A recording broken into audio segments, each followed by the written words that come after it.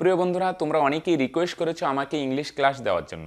তো ফ্রেন্ডস, একটা জিনিস আমি প্রথমেই বলে নিই, আমি হচ্ছে একজন ম্যাথের টিচার। তবে তোমরা এত পরিমাণে রিকোয়েস্ট করছো ইংলিশ ক্লাস দেওয়ার জন্য, সেজন্য আমি আজকে এই ভিডিওতে একটা ইংলিশ ক্লাস দিচ্ছি। তো ফ্রেন্ডস, একটা জিনিস, তোমরা যদি সত্যি ইংলিশ নিয়ে সিরিয়াস থাকো এবং তোমরা যদি ভিডিওর প্রতি উৎসাহ দেখাও, তাহলে আমি ইংলিশের যে পুরো সিলেবাসটা সেটা আমি কভার করার চেষ্টা করব। আজকে আমি একটু বেসিক পার্ট দিয়ে শুরু করছি, টেন্সের। প্রেজেন্ট টেন্সের টোটাল 4টা ভাগ হয়, আজকে আমি 2টো পার্ট এই ভিডিওতে কভার করব। তারপর দেখি তোমরা যদি সত্যি ভিডিওর প্রতি সিরিয়াস থাকো, ইন্টারেস্ট দেখাও, প্রচুর পরিমাণে ভিউজ ও লাইক পাই, তাহলে আমি ইংলিশের পুরো সিলেবাসটাই কভার করব। তো দেখো, সম্পূর্ণ ইংলিশের সিলেবাসকে আমরা 3 ভাগে ভাগ করতে পারি। একটা হচ্ছে গ্রামার পোর্শন, একটা হচ্ছে ভোকাবুলারি পোর্শন, আর একটা হচ্ছে কম্প্রিহেনশন। গ্রামার বলতে যেমন voice change, narration, article, preposition, error correction, এগুলো হচ্ছে গ্রামার পোর্শনে। তারপর আসবে ভোকাবুলারি। ভোকাবুলারি বলতে friends synonym, antonym, idiom phrase, one word substitution, তারপর প্রভাব, এগুলো আসবে ভোকাবুলারির মধ্যে। তারপর আরেকটা পার্ট আসে কম্প্রিহেনশন। এটা নর্মালি পরীক্ষায় আসে না।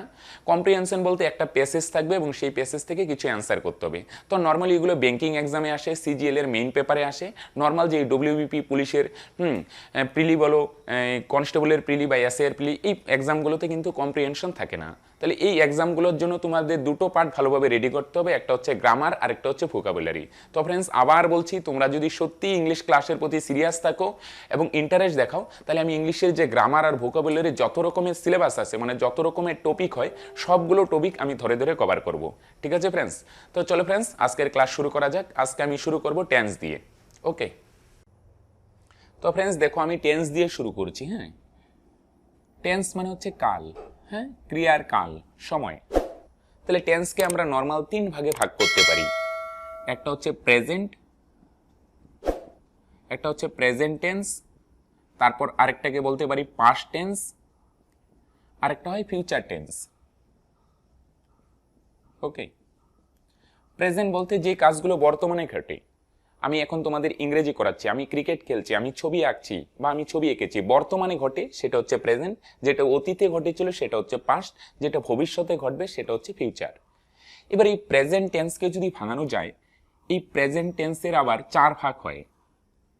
একটা হচ্ছে present indefinite, present indefinite, present indefinite tense, tense. তারপর 2 নম্বরে বলতে পারো present continuous tense, continuous tense.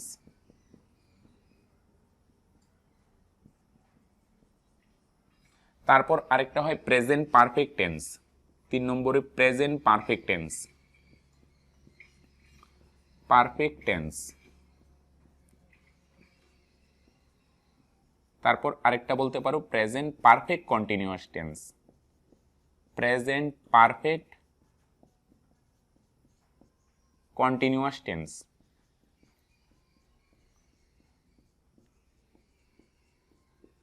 তাহলে টোটাল 3 ভাগে ভাগ করা যায়, প্রেজেন্ট, পাস্ট, ফিউচার। তারপরে দেখতে পাচ্ছি যেমন প্রেজেন্টের 4 ভাগ আছে। একটা হচ্ছে প্রেজেন্ট ইনডিফিনিট, হ্যাঁ, আরেকটা present continuous, present perfect, present perfect continuous.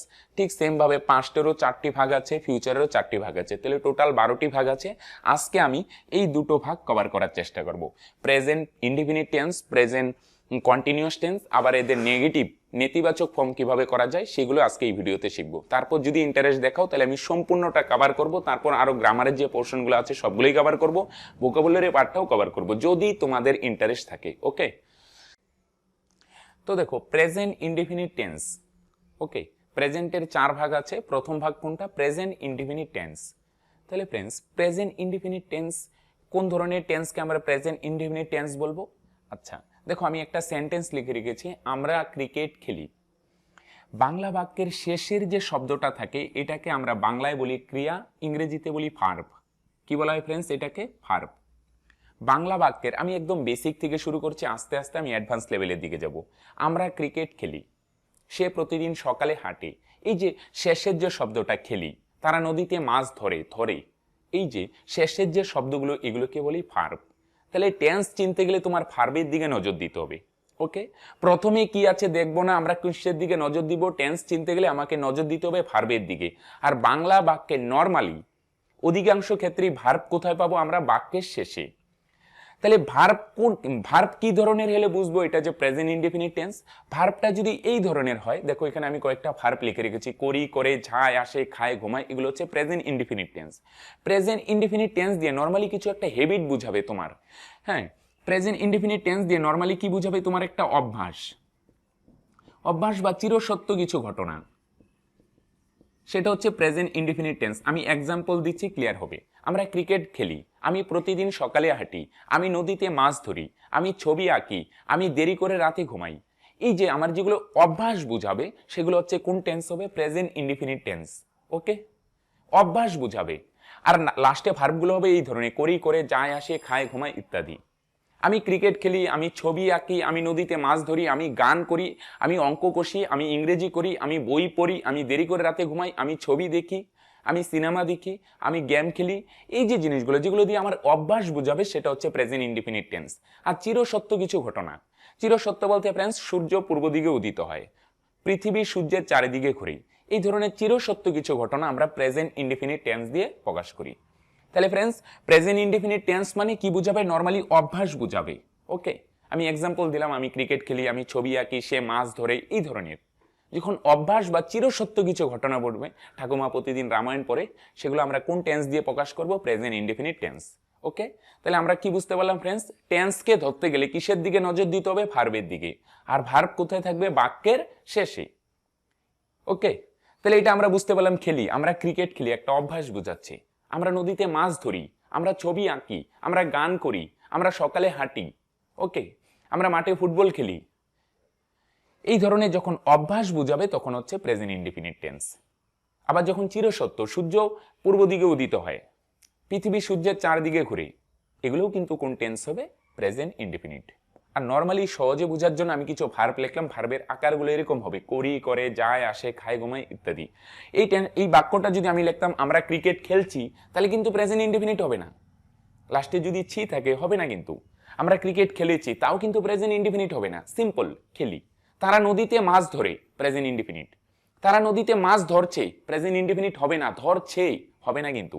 তারা গান করে, প্রেজেন্ট ইনডেফিনিট। এবার আমি যদি বলি তারা গান করছে, হবে না। তারা গান করেছে, তাও হবে না, সিম্পল। ছে থাকবে না লাস্টে। করি, করে, যায়, আসে, সিম্পল। ওকে, সে সকালে হাঁটে, প্রেজেন্ট ইনডেফিনিট। এবার যদি বলি সে সকালে হাঁটছে হবে না, প্রেজেন্ট ইনডেফিনিট হবে না। সে সকালে হেঁটেছে, প্রেজেন্ট ইনডেফিনিট হবে না। ওকে, তাহলে প্রেজেন্ট ইনডেফিনিটে লাস্টে কোনো বিভক্তি থাকবে না, সিম্পল থাকবে, ছি, ছে এরকম কিছু থাকবে না, সিম্পল। করি, করে, যায়, আসে, হাঁটে, ঘুমায়, যায়। ওকে, তারা স্কুলে যায়, প্রেজেন্ট ইনডেফিনিট। এবার এই বাক্যটা যদি আমি এভাবে বলি তারা স্কুলে যাচ্ছে, তাহলে কিন্তু প্রেজেন্ট ইনডেফিনিট হবে না। ওকে ফ্রেন্ডস, তাহলে আশা করি তোমরা ডিফারেন্সটা বুঝতে পারছো। সিম্পল থাকবে ভার্বটা, করি, করে, যায়, আসে, খায়, ঘুমায় এরকম যদি থাকে তখন প্রেজেন্ট ইনডেফিনিট। আচ্ছা, তাহলে আমি কি বললাম ফ্রেন্ডস? বাক্যের শেষে যেটা থাকবে সেটা হচ্ছে ভার্ব, আর বাক্যের প্রথমে নর্মালি যেটা থাকে এটাকে আমরা বাংলায় বলি কর্তা, আর ইংরেজিতে বলা হয় সাবজেক্ট। কি বলা হয়? সাবজেক্ট। তাহলে বাক্যের প্রথমে থাকবে সাবজেক্ট আর বাক্যের শেষে থাকবে ভার্ব। এবার ভার্বের তিনটা ফর্ম হয় ফ্রেন্ডস, এই ফর্মগুলো একটু জানতে হবে। প্রেজেন্ট ফর্ম বা আমরা V1 লিখতে পারি, প্রেজেন্ট পাস্ট পাস্ট পার্টিসিপল, বা V2, V3। V1 বলতে প্রেজেন্ট ফর্ম, প্রেজেন্ট। আর V2 বলতে পাস্ট ফর্ম। আরেকটা হয় পাস্ট পার্টিসিপল, পার্টিসিপল। ভার্বের তিনটা ফর্ম হয়। হ্যাঁ, তাহলে টেন্স মানে ফ্রেন্ডস ভার্বের খেলা। এবার ভার্বের কয়টা ফর্ম হয়? টোটাল তিনটা ফর্ম হয়, আরো কিছু ফর্ম হয়, আইএনজি ফর্ম হয়, এস বা ইএস এরকম। তাহলে নর্মালি তিনটা ফর্ম হয়। যেমন খেলা ইংলিশ কি? প্লে। এর V2 ফর্ম পাস্ট ফর্ম কি হবে? প্লেড, ইডি যুক্ত হবে। V3 ফর্ম কি হবে? প্লেড। তারপর যাওয়া ইংলিশ কি? যেমন গো, গো এরও তিনটা ফর্ম হবে। সেকেন্ড ফর্ম হবে ওয়েন্ট, তারপর গন। তারপর ধরা ইংলিশ কি? Catch, CATCH, catch. এর পাস্ট ফর্ম হবে কট, CAUGST। এর V3 ফর্ম বা পাস্ট পার্টিসিপল ফর্ম হবে CAUGST। ওকে, আচ্ছা। এবার ফ্রেন্ডস আমি উপরের জিনিসগুলো একটু মুছে দিই। এবার দেখো একটা জিনিস, তাহলে এবার ইংরেজিতে যদি ট্রান্সলেট করি তাহলে প্রথমে কি লিখবে? সাবজেক্ট। প্রেজেন্ট ইনডিফিনিট টেন্সকে যখন ইংরেজিতে লিখবো, যে কোনো টেন্সে প্রথমে লিখবে সাবজেক্ট। তাহলে আমরা ইংলিশ কি ফ্রেন্ডস? উই। উই মানে আমরা, উই। প্রথমে সাবজেক্ট লিখবে, তারপরে লিখবে কি? ভার্ব। ওকে, প্রথমে সাবজেক্ট, আমরা ইংলিশ উই, তারপর ভার্ব। ভার্ব কি আছে? খেলা। খেলা ইংলিশ কি? প্লে। এবার একটা জিনিস খেয়াল করবে, প্রেজেন্ট ইনডিফিনিট টেন্সে ভার্বের সাথে কখনো এস বা ইএস যুক্ত হবে, আবার কখনো হবে না। এখানে আমি একটা জিনিস লিখে দিচ্ছি, এটা অনেকে first person, second person, third person দিয়ে করে, থার্ড পার্সন সিঙ্গুলার হলে এস বা ইএস হয়। আমি একটা সিম্পল তোমাদের টেকনিক দেখিয়ে দিচ্ছি। যদি একা হয়, একা হলে কে একা হবে? Subject, SUV. এসইউবি বলতে সাবজেক্ট। সাবজেক্ট একা হলে ভার্বের সাথে এস বা ইএস যুক্ত হবে। দেখবে যেটা ম্যাচ হয় সেটাই দিতে হবে, কখনো এস কখনো ইএস। আর যদি সাবজেক্ট একের বেশি হয়, একের বেশি, এটার মানে কি আমি এক্সপ্লেন করছি, দাঁড়াও। একের বেশি হলে শুধু ভার্বের হবে, ভার্ব, মূল ভার্ব, V1 ফর্ম হবে। ওকে, তাহলে সাবজেক্ট যদি একের বেশি হয় তাহলে মূল ভাব বসবে, মানে প্রেজেন্ট ফর্মটা বসবে। ওকে, V1 ফর্ম যেটা বলি। আর যদি সাবজেক্ট একা হয় তাহলে ভার্বের সঙ্গে এস বা ইএস হবে। কিন্তু একটু ব্যতিক্রম আছে, আই আর ইউ। আই মানে আমি, ইউ মানে তুমি। আই আর ইউ এরা একা হলেও V1 ফর্ম হবে, V1 ফর্ম হবে, ফর্ম হবে। ওকে, তো কি বললাম ফ্রেন্ডস? যদি সাবজেক্ট একা হয় তাহলে ভার্বের সাথে এস বা ইএস যুক্ত হবে। আর যদি সাবজেক্ট একের বেশি হয় তাহলে V1 ফর্ম হবে। V1 ফর্ম বলতে মূল ভাব বসবে। আর আই আর ইউ ব্যতিক্রম, এরা একা হলেও V1 ফর্ম বসবে। এর মানে কি? যেমন আমরা কিন্তু একের বেশি বুঝাচ্ছে। আমি যদি বলতাম আমি একজন, সে একজন, রাম একজন, আমরা, তারা, একের বেশি, তাহলে একের বেশি যদি হয় সাবজেক্ট, সাবজেক্ট কোথায় থাকে বাক্যের প্রথমে? সাবজেক্ট যদি একের বেশি হয়, সাবজেক্ট একের বেশি হলে কোন ফর্ম বসবে? V1। V1 ফর্ম বলতে প্রেজেন্ট ফর্মটা, প্রেজেন্ট, মূল ভাবটা বসবে। ওকে, তাহলে সাবজেক্ট বসানো হয়ে গেছে উই, তারপরে সাবজেক্টের পরে কি বসবে? ভার্ব। তাহলে ভার্ব খেলা ইংলিশ প্লে। এবার যেহেতু সাবজেক্ট একের বেশি, একের বেশি মানে বুঝতেছো আমরা একের বেশি, তারা একের বেশি। আমি যদি বলতাম সে একজন, আমি একজন, রাম একজন, যদু একজন, কিন্তু যদি বলি তারা, তার মানে একের বেশি। একের বেশি হলে V1 ফর্ম, সিম্পল ফর্ম। একা হলে এস বা ইএস যুক্ত হবে, কিন্তু আই আর ইউ ব্যতিক্রম, এরা একা হলেও এস বা ইএস যুক্ত হবে না। তাহলে খেলা ইংলিশ কি ফ্রেন্ডস? প্লে। এখানে এস বাই এস যুক্ত হবে কি? অবশ্যই হবে না, কারণ আমরা একের বেশি। তারপর বাকি কি থাকলো? Cricket, cricket. এবার এটাকে যদি লিখতাম এইভাবে, সে ক্রিকেট খেলে, এই সেন্টেন্সটাকে যদি এইভাবে লিখি, সে ক্রিকেট খেলে, ক্রিকেট খেলে, তাহলে প্রথমে কি হবে? সাবজেক্ট সে ইংলিশ হি, তারপর ভার্ব, ভার্ব কি আছে? খেলে, খেলে ইংলিশ প্লে। এবার খেয়াল করতে হবে ফ্রেন্ডস, সে একা, যেহেতু একা তাহলে ভার্বের সঙ্গে কি হবে? এস বা ইএস যুক্ত হবে। তাহলে খেলা ইংলিশ প্লে, তার সাথে একটা এস যুক্ত হবে, তার মানে কি হয়ে যাবে? প্লেস।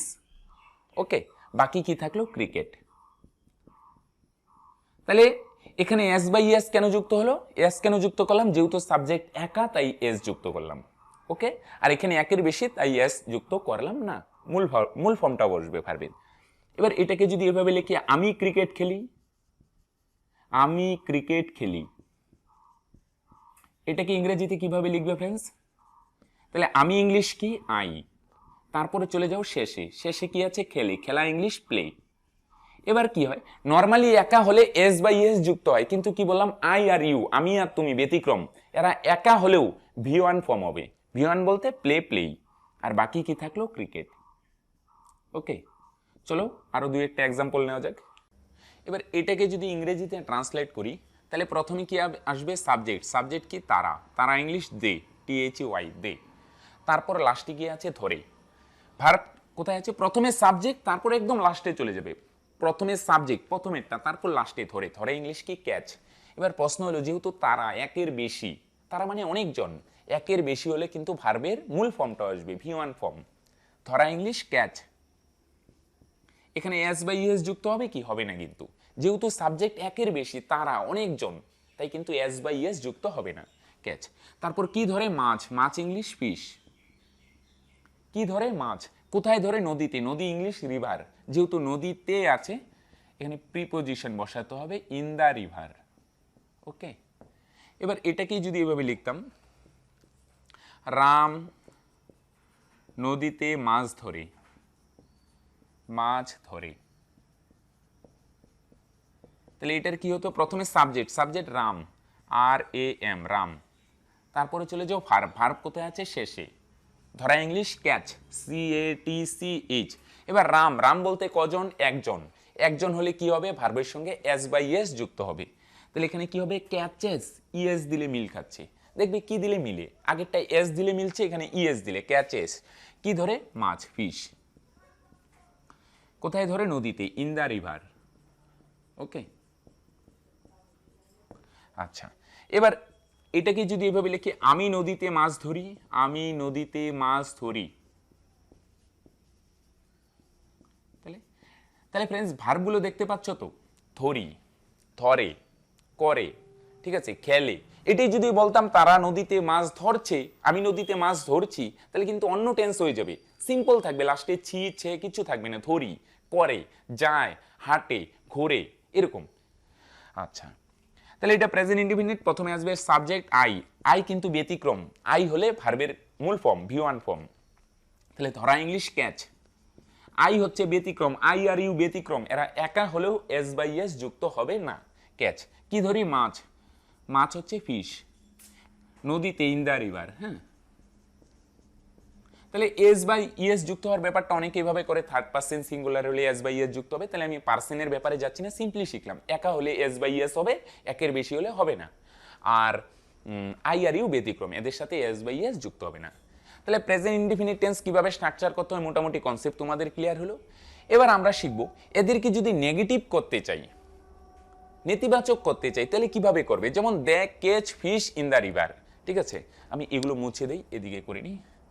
আচ্ছা, এবার নেতিবাচক যদি করতে চাই তাহলে কি হবে, ফর্মটা কিরম হবে, নেতিবাচক হলে ভার্বের আগে মানে সাবজেক্টের পরে, সাবজেক্ট তো বসবেই, একা হলে does not, does not plus V1 form, ভার্বের মূল ফর্ম আসবে, আর একের বেশি হলে ডু নট, একা হলে ডাজ নট, আর একের বেশি হলে do not plus V1 form, আর IRU ব্যতিক্রম, এদের সাথে কিন্তু কি হবে, এরা একা হলে নর্মালি ডাজ নট হয়, কিন্তু IRU ব্যতিক্রম, এদের সাথে ডু নট হবে প্লাস V1 ফর্ম।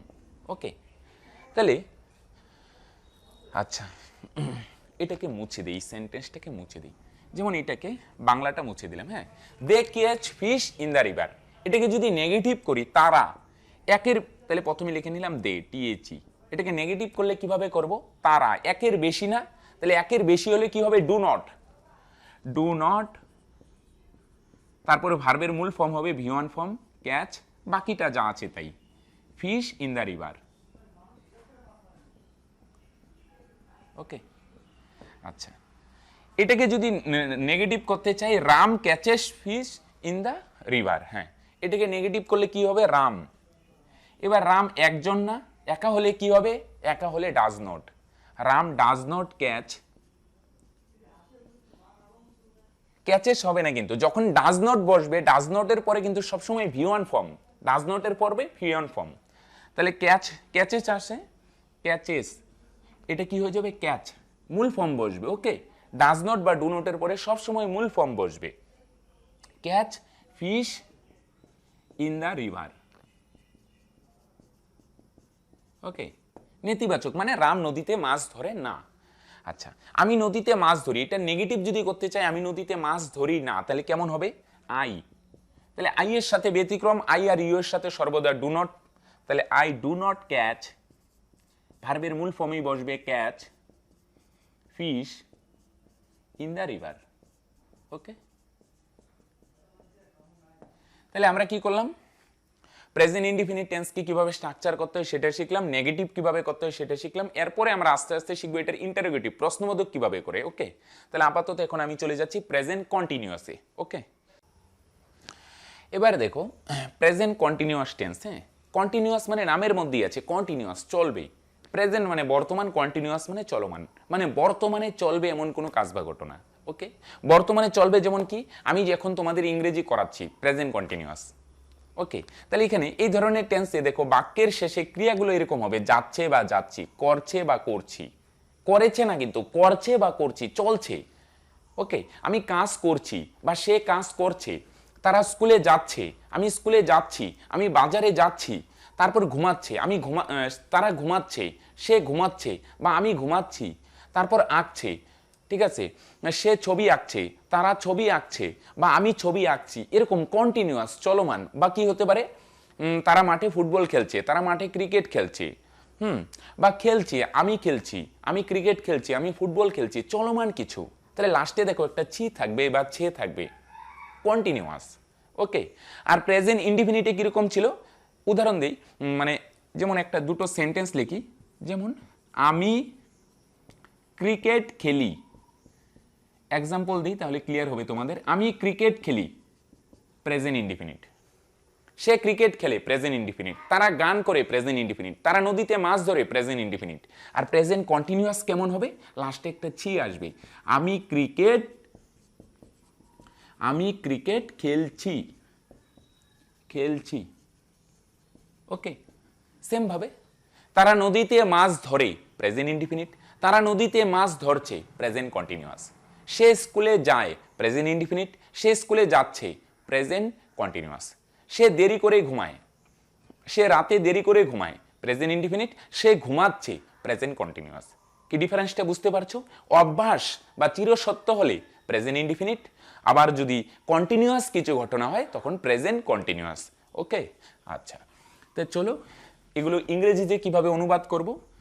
যেমন আমরা ক্রিকেট খেলি, সরি খেলি তো হবে না, খেলছি। আমরা ক্রিকেট খেলছি, কন্টিনিউয়াস ফ্রেন্স। তাহলে টেন্স দরকার বুদ্ধি কি, ভার্ব দেখবে, ভার্ব কোথায় আছে, বাক্যের শেষে, খেলছি চলমান। যদি লিখতাম আমি ক্রিকেট খেলি, প্রেজেন্ট ইনডিফিনিট। আমরা ক্রিকেট খেলছি চলমান, কন্টিনিউয়াস, প্রেজেন্ট কন্টিনিউয়াস হবে। আচ্ছা, তাহলে এই ধরনের টেন্সে প্রথমে কি থাকে, এটাকে আমরা কি বলি, সাবজেক্ট, আর এটার সাথে এটাকে কি বলি, ভার্ব।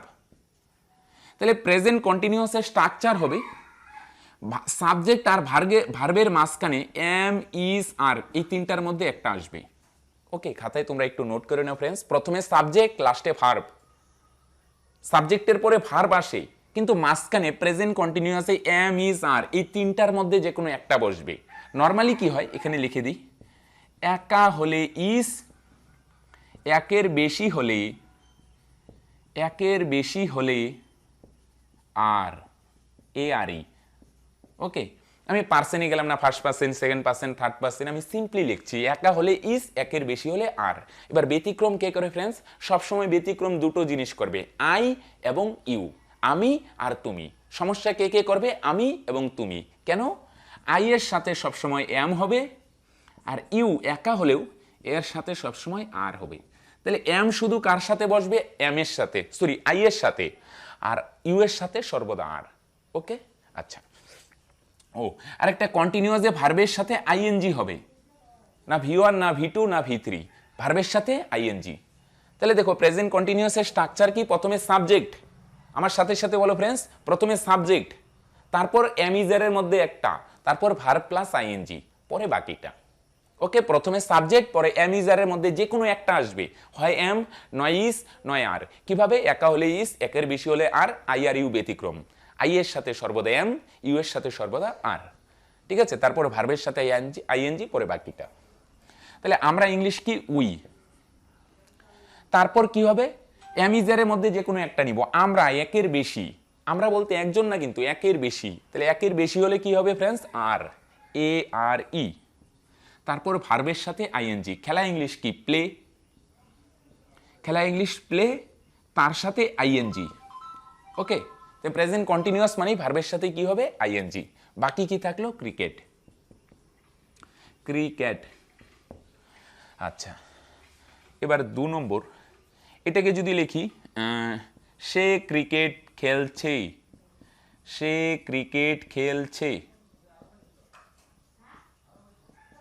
তাহলে প্রথমে সাবজেক্ট, সাবজেক্ট কি, সে ইংলিশ কি, হি, সে ইংলিশ হি। তারপর কি, এম ইজ এর মধ্যে যে কোনো একটা আসবে, সাবজেক্ট, প্রথমে সাবজেক্ট, তারপরে ভার্বে যাওয়ার আগে মাঝখানে এম ইজের মধ্যে যে কোনো একটা বসবে, তাহলে সে একা, একা হলে কি বসে ইজ। তারপর খেলা ইংলিশ প্লে, তার সাথে আইএনজি, ভার্বের সাথে সবসময় ING, verb plus ING. Continuous মানেই verb plus ING, present continuous, past continuous, future continuous, যাই হোক না কেন কন্টিনিউয়াস মানেই verb plus ING, verb plus ING. আর প্রেজেন্ট কন্টিনিউয়াসে মাঝখানে কি বসবে এম ইজারের মধ্যে একটা। ওকে, আচ্ছা, আর বাকি কি থাকলো ক্রিকেট। এবার এটাকে যদি এভাবে লিখতাম, আমি ক্রিকেট খেলছি, আমি ক্রিকেট খেলছি,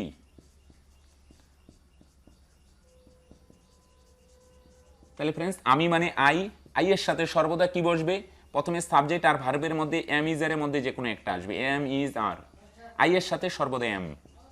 তারপর খেলছি, খেলা ইংলিশ কি প্লে, ভার্ব প্লাস আইএনজি, বাকি থাকলো ক্রিকেট।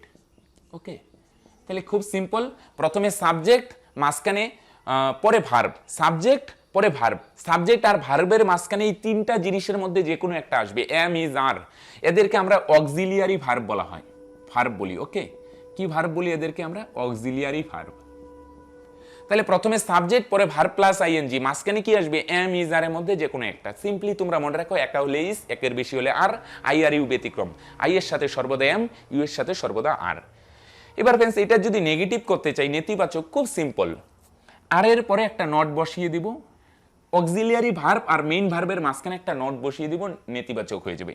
যেমন এখানে ইজের পরে একটা নট বসিয়ে দিব, এখানে এম এর পরে একটা নট বসালে নেতিবাচক হয়ে যাবে। ওকে, তো ফ্রেন্ডস আজকে এই পর্যন্তই। আজকে আমি এই ভিডিওতে কভার করলাম প্রেজেন্ট ইনডিফিনিট এবং প্রেজেন্ট কন্টিনিউয়াস টেন্সের কিভাবে স্ট্রাকচার করতে হয় এবং তাদের কিভাবে নেতিবাচক ফর্মে নিয়ে যেতে হয়। তো দেখা হচ্ছে নেক্সট ভিডিওতে নতুন কোনো টপিক নিয়ে।